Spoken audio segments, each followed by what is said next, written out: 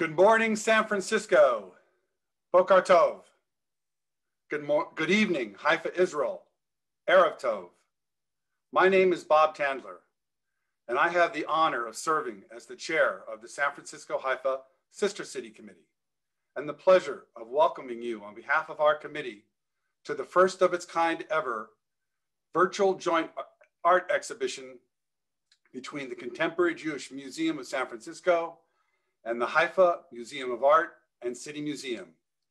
We have over 1,000 people signed up for this virtual art exhibit this morning and this evening. People from all over the world, from all over Israel, from all over the San Francisco Bay Area, Sacramento, all over the United States, Atlanta, New York. We are delighted.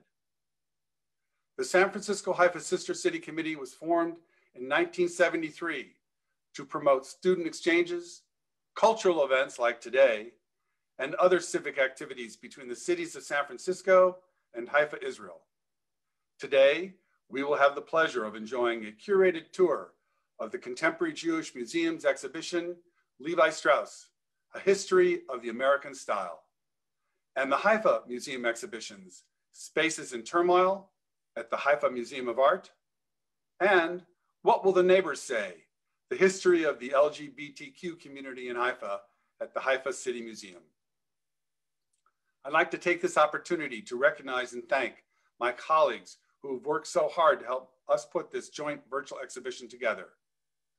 From San Francisco's Contemporary Jewish Museum, Jay Auslander, Development Director, Gravity Goldberg, Director of Public Programs and Visitor Experience, Ron Gleet, Education and Tour Coordinator, and Heidi Rabin, Senior Curator.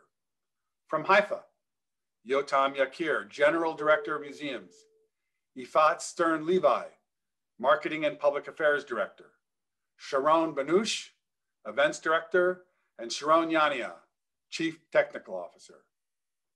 And from the San Francisco office of the Israeli Consul General, Consul General Shlomi Kaufman, Cultural Affairs Director Noam Sharir, who is the star behind the scenes, who's working on her vacation in Israel putting this together, and Deputy Consul General Matan Zamir. As you're about to see, putting programs together such as this takes many months of work and a great team, and I have been greatly fortunate and proud to be a part of this team. It takes a village. Toda Rabbah for your dedication and hard work.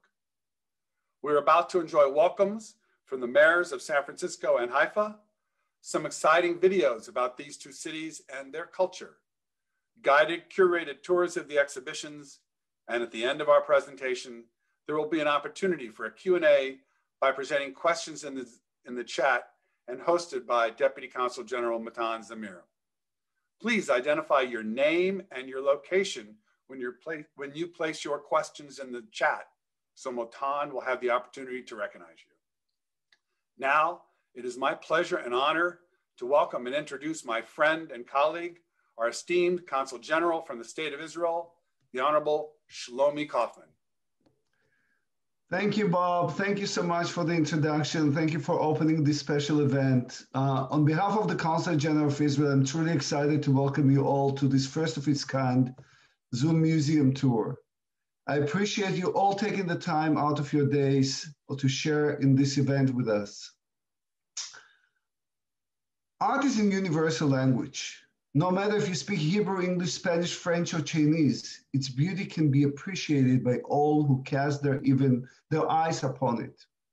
That is why it is fitting that the event we use to bring the cities of Haifa and San Francisco together is in celebration of our shared values of appreciation of the visual arts and civic pride.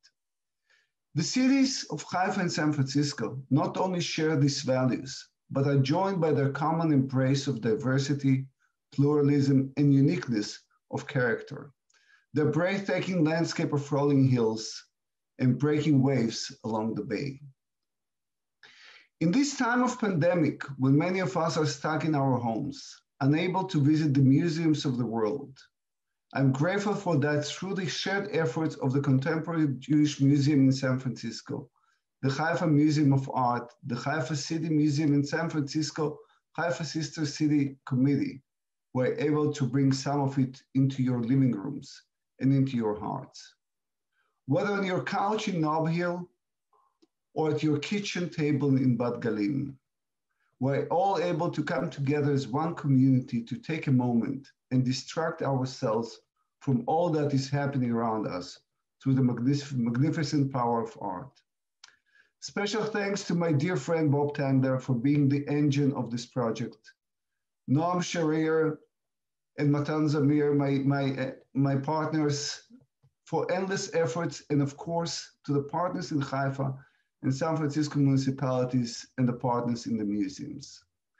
Last, but certainly not least, I would like to thank the Mayor of San Francisco, London Breed, and the Mayor of Haifa, Einat Kalish-Rotem, for the beautiful remarks and participation in this wonderful event, for without which this presentation would not have been possible. Thank you so much for taking the time and being with us, and enjoy the program. On behalf of the City and County of San Francisco, it is my honor to welcome you to the San Francisco Contemporary Jewish Museum and Haifa Art Museum virtual event.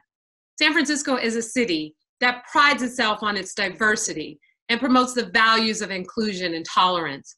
As we know, this year marks the 72nd anniversary of the Israel Declaration of Independence and the 47th anniversary of the San Francisco-Haifa Sister City Partnership. This partnership has built on our shared values and civic pride. Today, we continue to strengthen our relationship through the amazing work of so many Jewish institutions in San Francisco. And in difficult times like the ones we face today, our friendship and solidarity can lift us up and give us hope.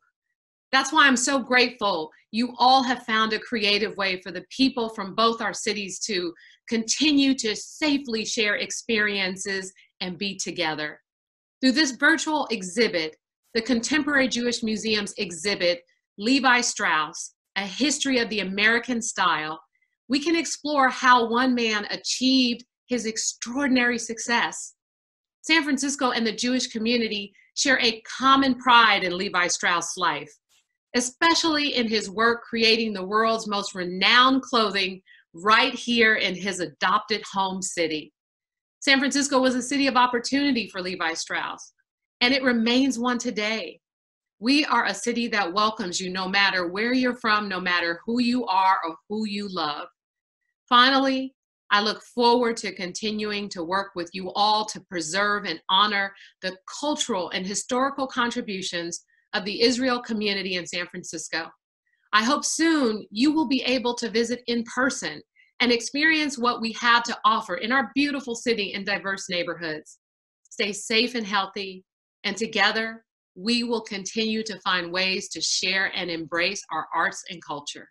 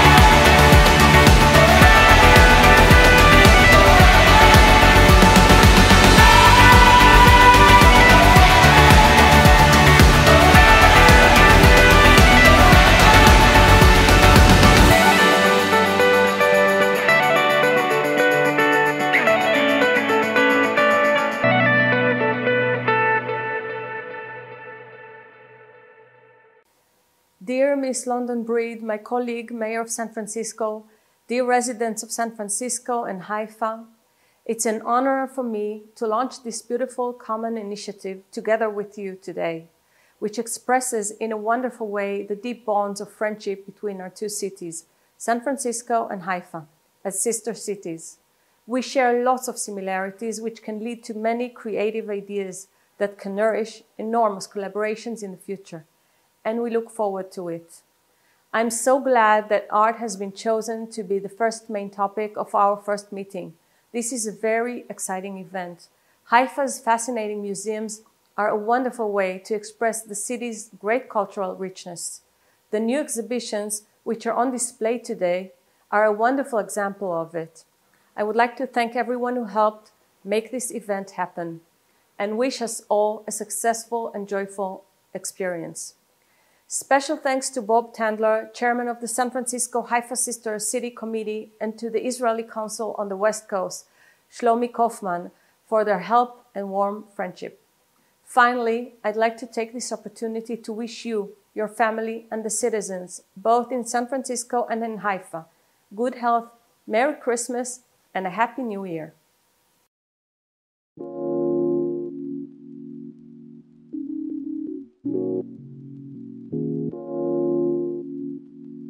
Haifa.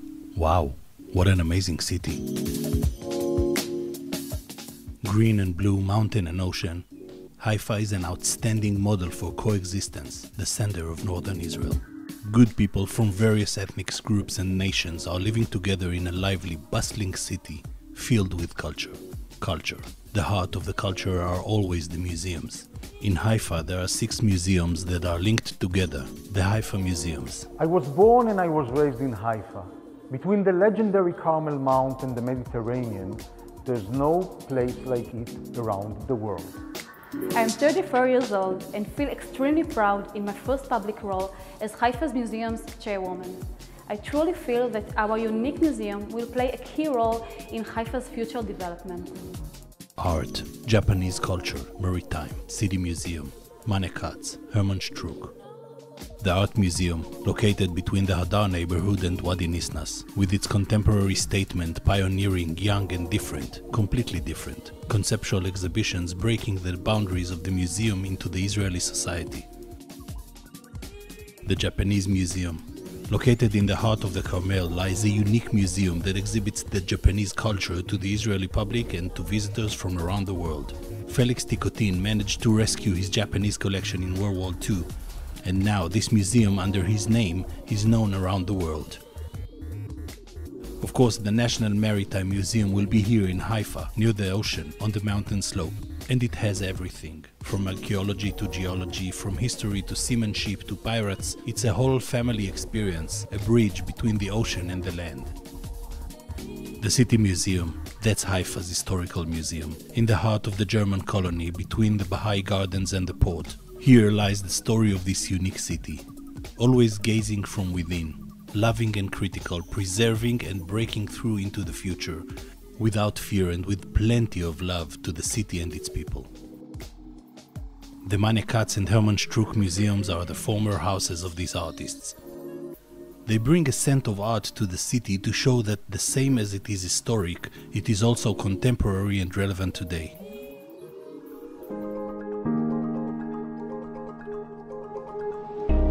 Haifa Museums today are in a vital turning point. They are the beating heart of Haifa that asks to bring those museums to a new era.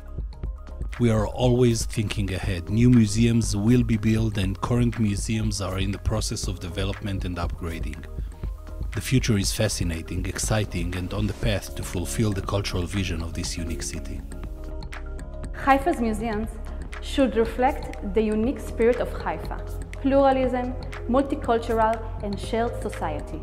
We have a dream, we have a vision, that Haifa becomes the capital city for museums in Israel, and that Haifa Museums will magnet visitors and tourists from all over the world. And when I dream about the future, I always go to the real experts. המוזיאון הכי גדול בארץ. הכי הרבה מוזיאונים בכל העולם. כל העיר מוזיאונים. מוזיאון שלהם שהוא יהיה רק בשבילי. יהיה גבוה וכולו מוזיאון. עיר המוזיאונים של ישראל. כל חיפה מוזיאונים.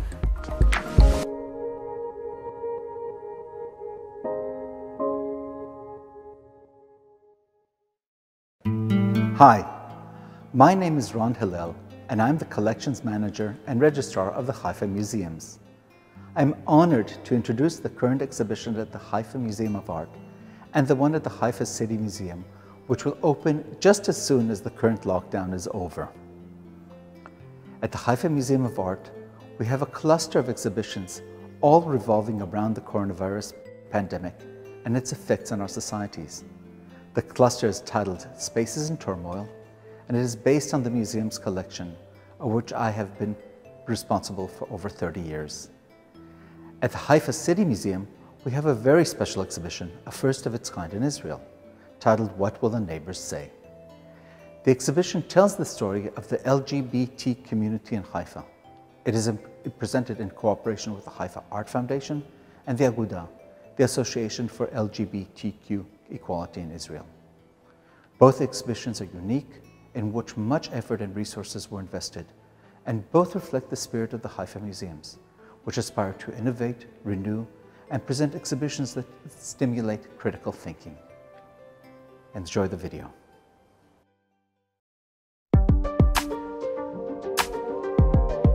The coronavirus crisis and its widespread effects has revealed the fragility of our existence in our most private spaces, as well as in the general social order.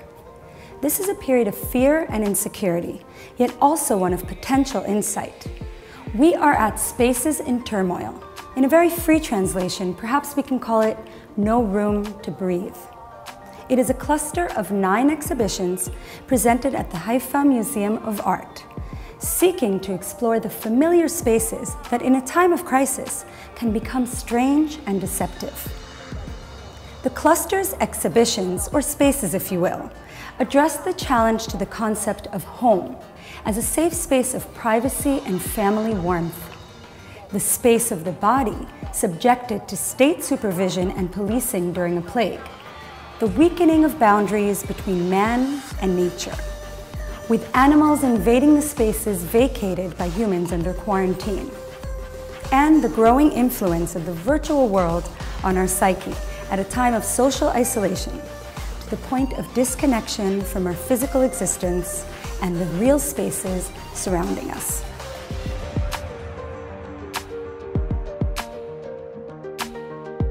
The bat, the flying mammal that has become the star of the epidemic, is perceived as a dark and frightening creature, mostly due to its appearance and nocturnal life. The photographs in this dark space, created by Yuval Chen, a press photographer and artist, were created in the shadow of the coronavirus pandemic, which allegedly originated in bats. To convey the anxiety caused by the pandemic, the artist lent the photographs a grainy look, creating a sense of pollution and disturbance. In this exhibition, the focus is on the domestic feminine space. Like a woman's body, her space is sensitive and vulnerable, defined by distinctions between the inside and outside, and by an organized system of acceptance and rejection, permission and prohibition. The works presented in this space focus on the landscapes of the woman's home and their physical and emotional contents. In his installation, Black Milk, Belu Simeon Fainaro invites the viewer to contemplate a work that is dense with items, yet whose characteristics are minimal. Since the outbreak of the coronavirus, the domestic space has become for many a prison, a stressful environment of individual and family existence. The increasing use of the term risk highlights the contemporary tendency to treat a wide range of phenomena as threatening and dangerous. The works presented in this space create an uncanny impression through different means and images that refer to empty and intimidating spaces.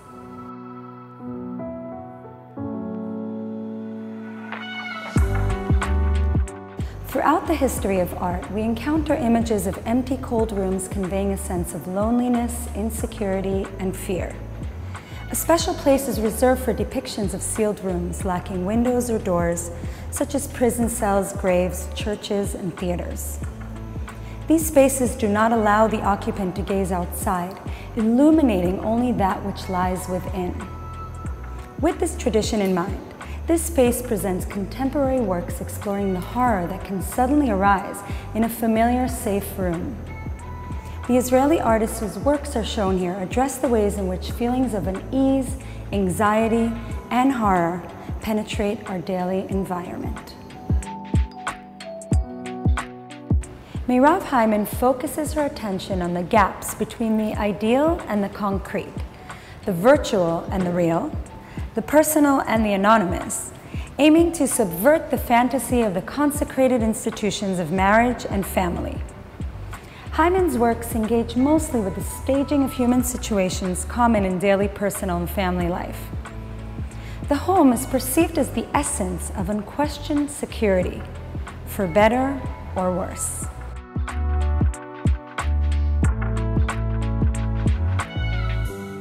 If sublime truth and eternity are just behind the screen, we may ask, what is the importance of the real physical world?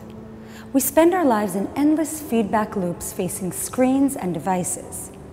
While they become our main space of activity by mediating all of our information and environments, work, leisure, society, and family, it seems the surrounding world becomes an optical illusion and a superficial material setting. The artists whose works are displayed in this space react in different ways to the collapse of real and virtual spaces, one into the other. Between March and May 2020, the Israeli government declared a state of emergency to handle the threat posed to public health by a new, little understood epidemic. A series of restrictions were imposed, including physical policing, isolation, and social distancing. The new norms entailed by the coronavirus crisis began to seep into public life like the virus itself. This space features works by a group of photographers created in response to our new way of life.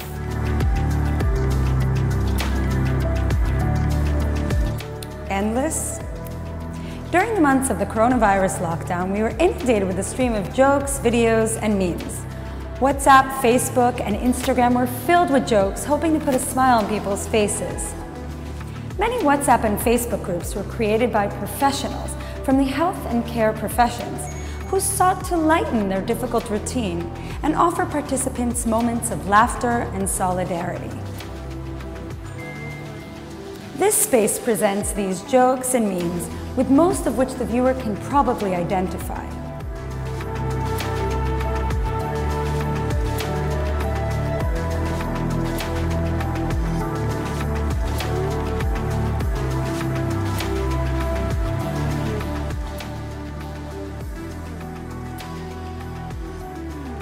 The cluster of exhibitions, Spaces in Turmoil, presents a wide range of works from different periods in Israeli art, alongside contemporary works, including those created at the height of the crisis. What has happened to us, and what awaits each of us? What impact will the pandemic have on mankind? Will we be able to heal the cracks in the spaces of our existence and regain their familiar and unthreatening character? Or on the contrary, will the fear and terror that engulf our lives at this time will remain with us forever?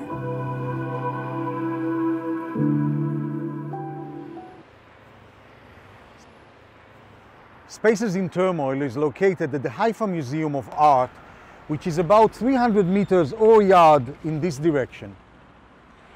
Standing here, if we look towards the Haifa port, there is the German colony. And a few hundred meters down the road, we have another fascinating museum. The Haifa City Museum, a unique historical museum dedicated to interesting phenomena shaping the story of Haifa and the Israeli society. The new exhibition just opened is again very special, telling the story of the LGBT community in Haifa. The name chosen, What Will the Neighbors Say?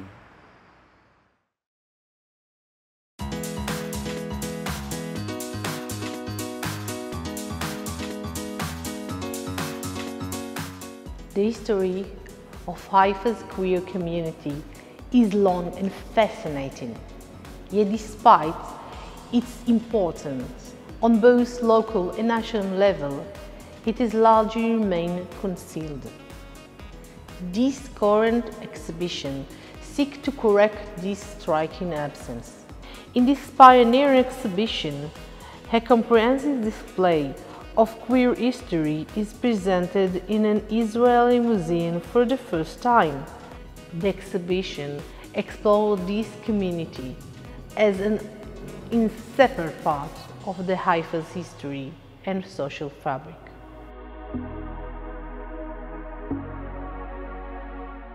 The exhibition was created and curated by the Haifa Queer History Project, a project that studies and documents the history of Haifa's LGBT+ community. Founded in 2015, the project seeks to remedy the lack of documentation and research on the history of the LGBT+ community in Israel in general. The project was created by Yoav Zaritsky, Adi Sadaka, and myself, social activists and queer historians. We wish to acquaint visitors with stories of which they may not be aware, examining Haifa from a novel perspective. The history spans nearly a century, beginning with the 1932 visit of Magnus Hirschfeld, a pioneer of the global queer struggle, and culminating in 2007 with the first pedestrian pride parade in Haifa.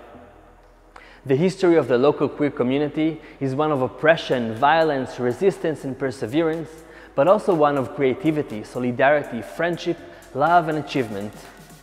The display on the first floor presents Haifa's urban geography, revealing the histories of different parts of the city from an LGBT+ viewpoint. A few explanations and definitions are scattered throughout the exhibition space to assist the visitor delving into local queer life. The second floor display focuses on queer archival research, shedding light on some unique chapters in the history of Haifa's queer community. Here we focus on lesbian and bisexual activism as part of the feminist movement, the emergence of the city's trans community in the 1960s, homophobic violence and police persecution in the 1990s, and the history of Haifa's queer Palestinian community.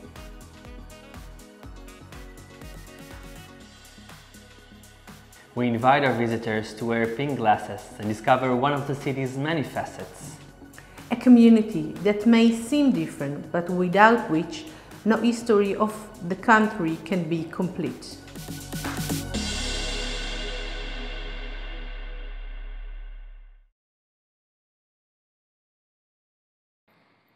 Hello, my name is Joyce Lenker.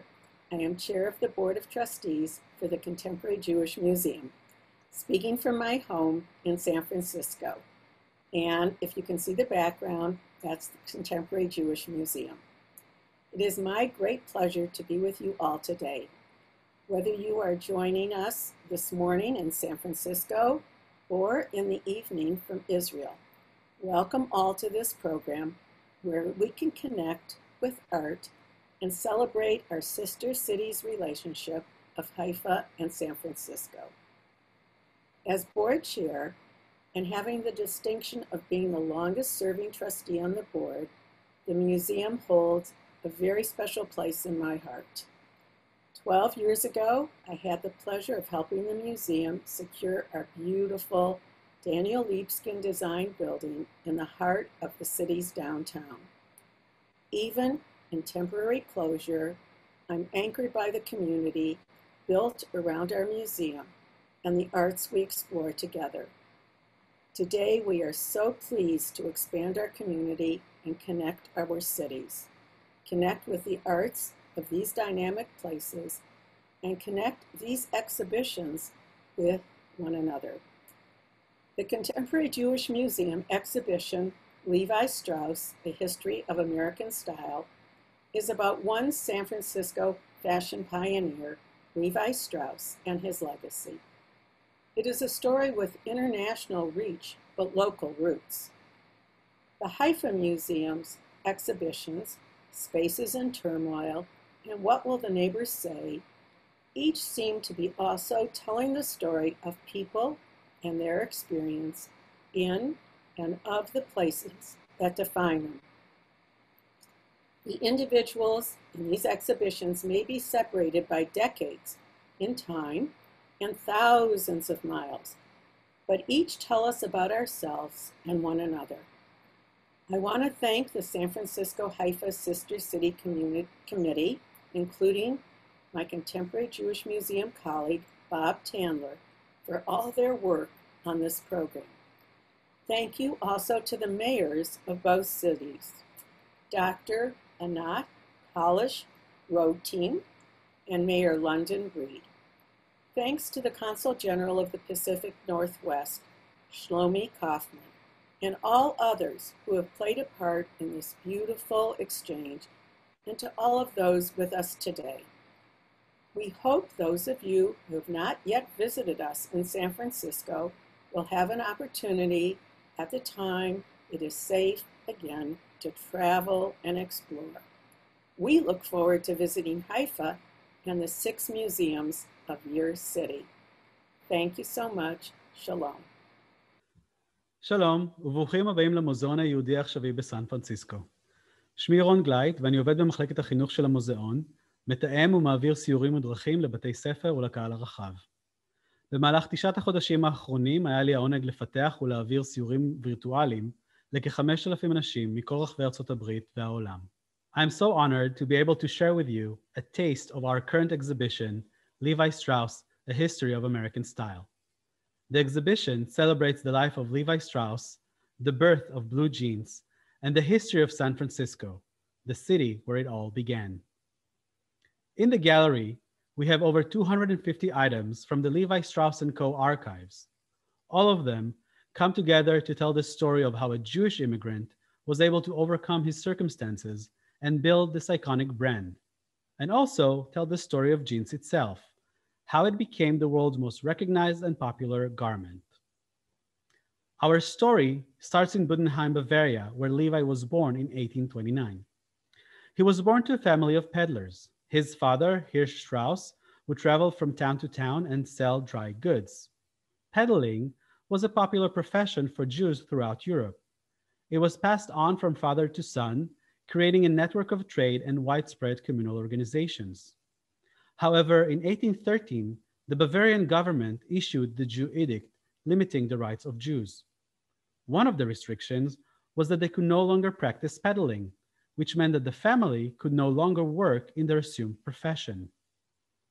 Another restriction was that the only eldest child could marry, affecting the lives of the entire generation and blocking the growth of the Jewish community. Levi's older siblings decided to immigrate and set sail for New York. There, they could build a life without persecution. The brothers began peddling, selling dry goods for a living. Their business went well, and by the time Levi joined them in 1847, the brothers had risen from peddlers and were now successful wholesalers. Levi quickly learned the ropes of the dry goods business, and when the news of the gold rush arrived on the East Coast, it became obvious that California would be the place to go. So in the summer of 1853, the single 23-year-old Levi embarked on his journey west, eventually landing in San Francisco. As you enter the gallery, you are welcomed with this panoramic view of the city, taken by Edward Muybridge in 1878. The photo reveals a booming city with a population of close to 200,000 people. We can also recognize Temple Emmanuel, that was one of the first 2 Jewish communities in San Francisco that date back to the beginning of the gold rush. Levi became a member of this community. San Francisco was built by men and women, citizens and foreign immigrants that came to California during the gold rush era. The next section of the gallery is dedicated to that time period. Levi starts selling dry goods, traveling from one mining town to the next. Within 13 years, he established himself as a seasoned businessman. In 1866, he opened the company's headquarters in downtown San Francisco. It was around this time, a young Jewish tailor named Jacob Davis, who immigrated from Riga, Latvia, set up shop in Reno. One day, a customer came into his shop and said that her husband was rough on his pants and asked Jacob to reinforce them. As he recalled, at the same time he was working on pants for miners, he was also making blankets for horses. And on those blankets, he used rivets to reinforce the straps. So he came up with the idea to add those rivets to the pants, creating a much more durable garment. His new invention proved extremely popular, and Davis could not meet up with demand. He also didn't have the money to file for the patent. He decided to contact Levi Strauss, whom he knew because he had previously bought fabric from him. He wrote to Levi asking to help patent his invention and eventually manufacture the pants. So with this patent, dated to May 20th, 1873, Levi's 501 blue jeans were created. This also marks the moment when Levi becomes a manufacturer. As we continue in the gallery, we have on display these 501s that are dated to 1890. This is the oldest garment in the exhibition. Looking at it, we can see that overall, it is very similar to a pair of jeans you might find today in your closets. But taking a closer look reveals traces of time and the people who wore them and also made them. For example, this iconic fifth pocket that some of you might still use today for change or keys. If you notice, there's an indentation in the fabric, a reminder that this was originally designed to hold a pocket watch. Looking at the back pocket, we see the arcuate stitch. That is part of the original design. Taking a closer look at the stitch, we can almost see the hands that toiled and created this garment, the hands of women who were the predominant workforce of the textile industry. The symbol from which the next chapter of the blue jeans history would take its cue was rooted in the mythology of the Wild West. The company started marketing the jeans using one of the most distinct American figures in modern history, the cowboy. Now, even though the cowboys were part of Levi's original customers, it is in the 1930s, during the time of the dude ranch craze, when the company started marketing the blue jeans alongside a range of Western clothing to the general public. The continuing success of the garment and the romanticized concept of the American West spread eastwards. The Western movies and cowboys as heroes became the ideal that would come to symbolize the country. Hollywood played a major role in making the garment popular. Costume designers were putting lead actors in Levi's 501s. Starting with John Wayne and other cowboys in the 1940s, it is in the 1950s, we have Marlon Brando here in the movie The Wild Ones from 1953. The movie was inspired by true events. Veterans of World War II coming back after the war couldn't find their place in society. They formed biker clubs to create the camaraderie they left behind in the battlefields. They adopted Levi's 501s as their uniform. The garment gained its power from the people wearing it. In the late 1960s and early 1970s, with the summer of love and rock and roll, the blue jeans became the uniform of the hippie counterculture movement. And what a unique uniform is the blue jeans. Even though when we buy it, at first, it looks the same as any other jeans, once we start wearing it, the garment adapts itself to our bodies. The wears and tears of our daily lives leave their mark on the garment. It becomes a blank canvas for us to express our individuality. Here are some examples from the denim art contest initiated by the company, giving voice to those individual designs.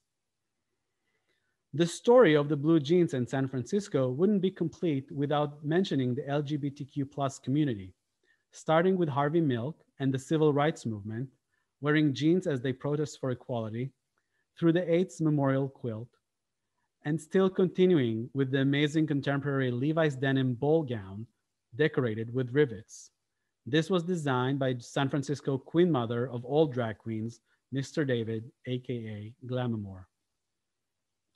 What began with Levi Strauss and Jacob Davis as a utilitarian garment for the miners of the gold rush, through its role in creating iconic American identity, jeans became a symbol of hope, of freedom. I think its most powerful expression can be actually seen from the outside of the United States. For example, in this image from 1989, for the young men and women of Berlin and other Eastern European nations living under oppressive regimes, wearing jeans was an act of rebellion during the Cold War. It signified most deeply the desire for freedom. And on the night when the Berlin Wall was struck down, they are celebrating that moment wearing blue jeans. The story is not complete. It is ongoing and ever-changing, but the blue jeans stands strong, durable, and timeless. It is the garment that unifies us all. It is the garment that celebrates our individuality. Thank you. Everybody, welcome, our friends from Israel. Good evening to you, sitting on a cold winter night, raining in Haifa and all over Israel, drinking your, I'd say, a glass of red wine, but I'm pretty sure you're drinking tea or coffee. And our friends here in San Francisco and California having their first mimosa before Sunday brunch. Thank you all for joining us. I think, as Bob and Shlomi said at the beginning, it's a great opportunity for all of us to sit together, enjoy art in these difficult times, and how great it is that a bunch of people, we have hundreds from Israel and from the United States, can sit together, enjoy art together, share each other's exhibition. All three exhibitions were phenomenal. And now is the chance for all of you to ask questions to our panelists. So write your questions at the chat or the Q&A part, and just say who you are, your first name and where you're from, and then we can ask the panelists the question that you asked. And I'll start with a couple of questions that I have prepared. I will say that we have with us the senior curator from the Contemporary Jewish Museum, Heidi Raben. Hi, Heidi, good morning. Hello, good morning, good afternoon. Good afternoon. And we have Yotam Yakir, who is the general manager of all Haifa Museums. Good evening, Yotam. Good evening, good morning. And I'll start by asking a question, the same question for both of you, and I'll start with you, Heidi. Take us back to March of this year, of last year, March 2020. That day, the week when we all realized that this COVID-19 is not just a China, Wuhan thing, but it's affecting all of us all over the world. Since then, both San Francisco, California, and Israel has been up and down in shelter in place, quarantine, and I'm sure it affected you as the Contemporary Jewish Museum. So tell us what happened in March and since. Thank you, Matan. And I just want to take this opportunity to thank everyone that's been involved in this event. And it's incredible to see the work that our colleagues in Haifa have been doing. These exhibitions are so timely and so responsive to the current moment. And I also just want to give a quick thank you to my colleague, Ron Glate, for his tour of Levi Strauss, A History of American Style. So going back to March, excellent question, Matan. Seems so far away now, but back in March, we were actually in the midst of installing a new exhibition at the museum, which was titled Predicting the Past, Zohar Studios, The Lost Years by the artist Stephen Berkman, who's based in Los Angeles. It's an amazing photography exhibition, and we were almost immediately after our Levi Strauss exhibition opened at the museum, we went straight into install for this other exhibition. So that exhibition actually opened to the public for one day only prior to the museum's first closure in March, which was really challenging and disappointing, although we were really happy that we still got to invite the people that had initially come for the public opening to see that exhibition at least for one day before its closure, even though the opening itself was also canceled. So that was obviously, very disappointing after so many months and actually years of working towards it. It was a project that artist has been working on for upwards of 20 years. So in his first museum solo exhibition. So, really challenging, but then the interesting part of this roller coaster that we're all on together, is the museum did briefly reopen to the public in October when the museum was able to safely reopen temporarily. We were then forced to close once again due to mandated health and safety measures with COVID in November. So it is our hope that when we are safely able to reopen once again, that both Levi Strauss, A History of American Style, as well as this other exhibition will again be available to the public to view in person. They are both such special and really singular opportunities. So that's where our museum was, and just trying to think about how to navigate all of these questions and challenges together, and also to learn from all of our colleagues around the world. Thank you, Heidi. And I have to say that I'm happy to hear that people around here still have the opportunity to go and see the Levi Strauss exhibition, because all we got during this, because of time and the technical and the fact that it's on Zoom, is just a glimpse, a taste of the amazing exhibition that we can all see. Yotam, do you share the same roller coaster like Heidi over there at Haifa? Absolutely, roller coaster for 10 months now. But allow me, Matan, to start by saying thank you. This is a rare opportunity for us at Haifa Museum. And to have this international exposure to hundreds of people from all over the world. Thank you all. Thank you, the Israeli Consulate. I would like to thank people that care from the Sister City Committee, like Mrs. Sissy Swag, and of course, Bob Tendler, some excellent professionals at the Haifa municipality. For this special evening or morning, we had many meetings with our steering committee. It was always fun. We even became a little bit addicted, I think. But we became friends, and isn't that what sister city relationships is all about? And to answer your question, culture in Israel is still in the dark side of life for a long time now. And coronavirus situation, even though the vaccine operation in Israel works fantastic, the numbers of casualties, sick people, is growing dramatically, and there are no more beds in the hospitals. And this affects, of course, all the cultural life in Israel. Museums are still closed. Counting from mid-March until now, 10 months, but about 8 months out of those 10, the museums are closed. The corridors are dark, no visitors, no educational programs. Of course, we cannot use our auditoriums. We do everything we can to continue the creativity and to make sure that all the new exhibitions, we have 5 in line, to make sure that they will be open as soon as possible. Let's cross our fingers. Perhaps a few weeks from now, we will be able to do so. But we hope for good. But in the meantime, doesn't look good, still dark. It is amazing how, even though there's an ocean apart, the struggle is very much similar, and the roller coaster is very much the same. And people think that their struggle is unique, but knowing that there's a community that can, join together and help each other is incredible. And we spoke about the struggle of the museums. Heidi, I know that you at the CGM are also involved with helping the artists themselves, that now during COVID time find challenges in even finding, spaces or pursuing their art. So tell us a little bit about that. Yeah, thank you for the question. During this time, during this roller coaster, it's really also been an opportunity for the museum to rethink who we are and what we can do under these new circumstances when we are physically closed to the public. How can we still help artists? How can we still drive that primacy of our mission forward? So something that we've initiated, which is a brand new initiative at the museum, is to try and reutilize certain spaces at our physical museum differently.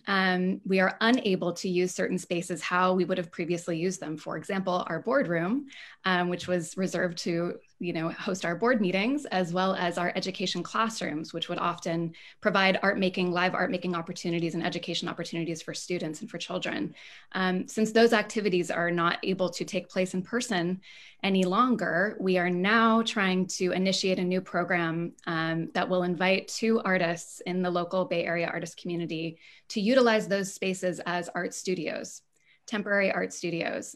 We've found that so many artists during this time, in addition to all of the other myriad of challenges that we're all facing, have lost their studio spaces as either a direct or indirect result of conditions under COVID-19.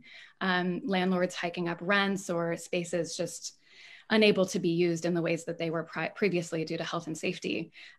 So we really had to ask ourselves, how can we be creative and learn more about what we can do as a museum during this time? And this is something I'm really excited that the museum is undertaking, trying to utilize our spaces and our creativity as best we can to support artists. And in addition, so many other opportunities to be creative and think about how we can still maintain our mission. Our education team has done an incredible job reaching out to the Bay Area community and providing physical art making opportunities with kits that people could pick up at different locations in San Francisco and all around the Bay Area and join together in a virtual art making experience. So still trying to find the ways that we can maintain what we regularly would try to do with the community in an entirely new way, but also challenge ourselves to really think differently about who we are and what we can do during this time. Thank you. That sounds incredible. And before we move to questions there's a lot of questions from the audience. One more question that I wanted to ask you, Tam, is more on a philosophic nature. What can museums learn from this COVID-19 experience, from this roller coaster that we talked about? What do you think museums will do differently from now on? But allow me to comment on what Heidi just said. Interestingly enough, we also opened just these days an incubator for artists from the Haifa Metropolitan, not only to support them. We feel it's a great way to outreach to the art community and the community in general. They'll work, those artists who won the scholarship, they'll work together with the community in different neighborhoods in the Haifa region to create some new arts, and the exhibition will be opened, hopefully. If coronavirus will allow us, it will be opened in the summer. And to answer your question, on a philosophical level, we realized during Corona time that there's no life without culture. I mean, we can live without culture, but we just have to have all these things to our soul. We need it because it touches you. We need it because it makes our life meaningful, interesting, challenging. And the forced lockdowns that we see again and again taught us that without culture, life is just a little bit miserable. People are eager. People miss this opportunity to have something for their soul and to go to a museum and to see these new exhibitions. We see here hundreds of people joining us. And on a more practical level, the main lesson during the last 10 months is that we have to speak digital. It has a tremendous importance because if we do not know when normal life will be back to us, and during all this time, we acted on the digital, just like you mentioned, Heidi,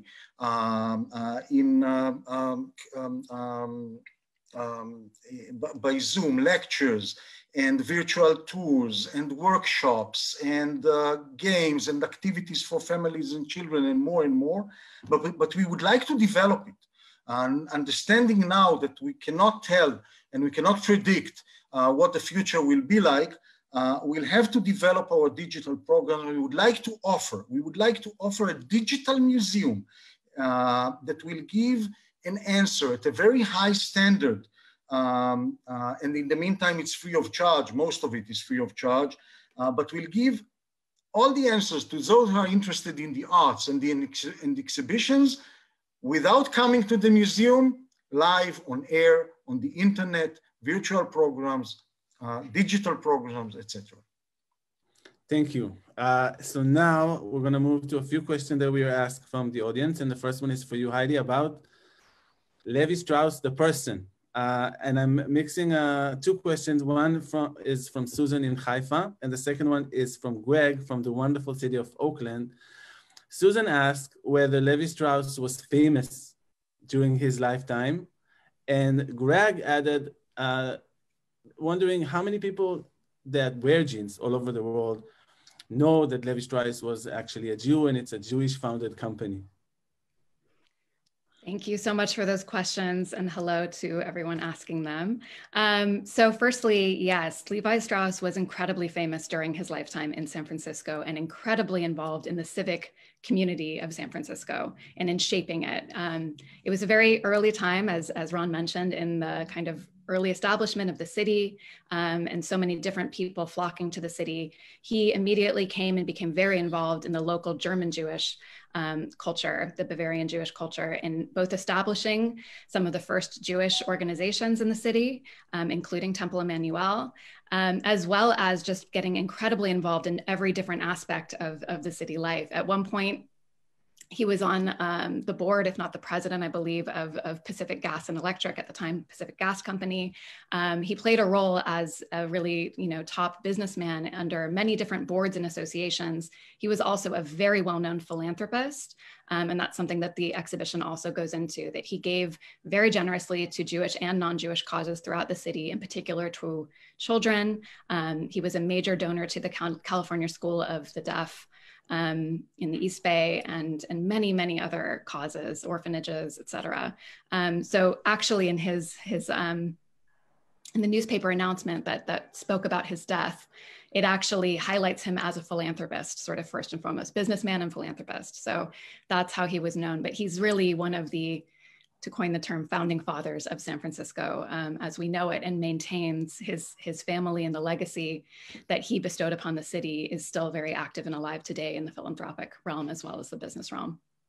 And the second part of your question, I would say, it's been a surprise to us in some capacity to learn that people did not know as much about Levi Strauss's personal history, that he was a Jew, how he came to the United States and how he arrived in San Francisco, and again, how dedicated he remained to the Jewish community throughout his entire life, and that the company itself, still maintains really strong ties to the Jewish community. So I think that that's in part kind of the whole reason that our institution felt so lucky to present this exhibition in this context of the contemporary Jewish culture in San Francisco and beyond, and to make those ties more well-known and shared through the company archive and many of the other objects lended to the exhibition. Thank you. Yotam, let me ask you two questions as well, one on each exhibition. So the first one is about what will the neighbor say? And it's a question from Johnny in Mountain View, California, asking, so what are the neighbors saying, actually? So what is the status of the gay community, LGBTQ community in Haifa, and how the multicultural, society in Haifa accepts the gay community? And then the second thing is about Spaces in Turmoil, and that's from Vali, who didn't say where she's from, but she's asking, do you plan a second part, since the Turmoil, like you said, Yotam, before, stays with us? Is there going to be a continuing to this exhibition? Okay, thanks for the questions, and I'll try to answer. What will the neighbors say? I believe in the 20th century, during the 70s, the 80s, the neighbors didn't like it so much. The neighbors had what to say, and they spoke behind your back. But I believe the atmosphere has changed in Israel, has significantly changed. And these days, I truly believe the atmosphere is totally different. The LGBT community is respected in Israel in general, in Haifa in particular. An exhibition like this still creates tremendous attention. We do hope to open it so people can come and see it, but towards the LGBT community, the atmosphere has changed, and people don't talk so much anymore behind your back. I believe so. And talking about Spaces in Turmoil, no, we'll not have a second part of this exhibition, but the current one is, as mentioned here, is a cluster of 9 different exhibitions dealing with different aspects of the coronavirus pandemic. But what is worth mentioning, that under our new chief curator at the Haifa Museum of Art, Dr. Kobi Ben Meir, who just started his position. Welcome, Kobi.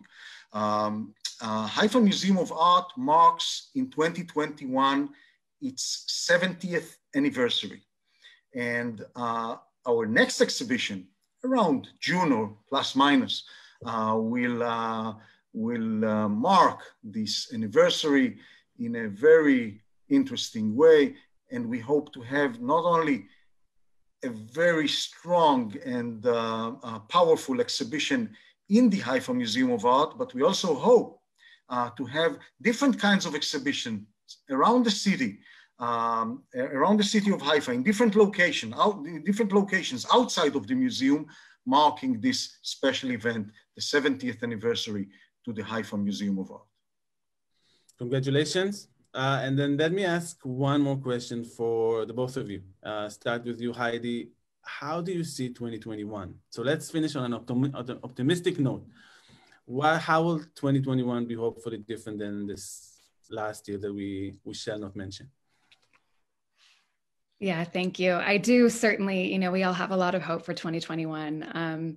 I think that here in the United States, some context is shifting, some leadership is shifting, and I think that that also with it brings a lot of promise around different ways of handling the pandemic here. And I think we see a bit of a light at the end of the tunnel in that regard, and that, vaccines are starting to roll out. Things are happening slowly, but happening. And I think it's, like I said, it's been such a unique time, but a really interesting opportunity for us to be a bit more introspective and think about how, when we are able to come back to the public, how do we want to take this opportunity to shift and to change and to remain really flexible and responsive to what's going on in the world, both in terms of the pandemic as well as, different social situations that are unfolding here and all around the world. So I think there are a lot of ways that this is a bit of a refresh and a restart in 2021. We certainly anticipate reopening with the exhibitions that we have in place, and then moving forward with many exhibitions that we've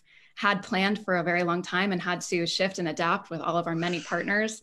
And so I think that, it's really been a time of solidarity, of a lot of people coming together to be creative and think about how we can keep making things happen. And like Yotam and like Matan, like you both said, in terms of the absolute need, the necessity for art and for culture to nourish us during these times and all times. I think that this past year has really shown us, has really demonstrated how deeply we need this as human beings, and really strengthened what position we take as museums, how seriously and how honored we are to be providers of arts and culture for our respective communities. So I'm very hopeful and very optimistic that we'll continue to do so and do so creatively.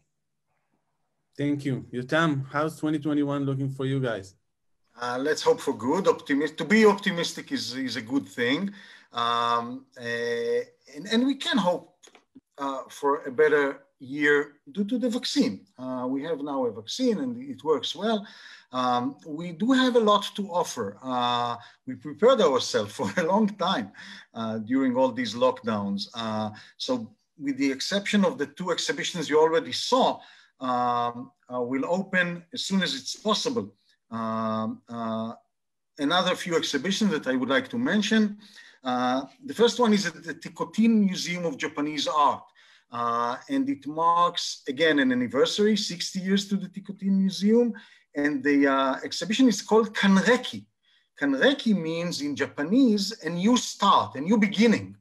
And after 60 years, we truly hope and wish for a new beginning to the Tikotin Museum of Japanese Art, which is very rare. It's probably the only one of its kind, at least in the Middle East.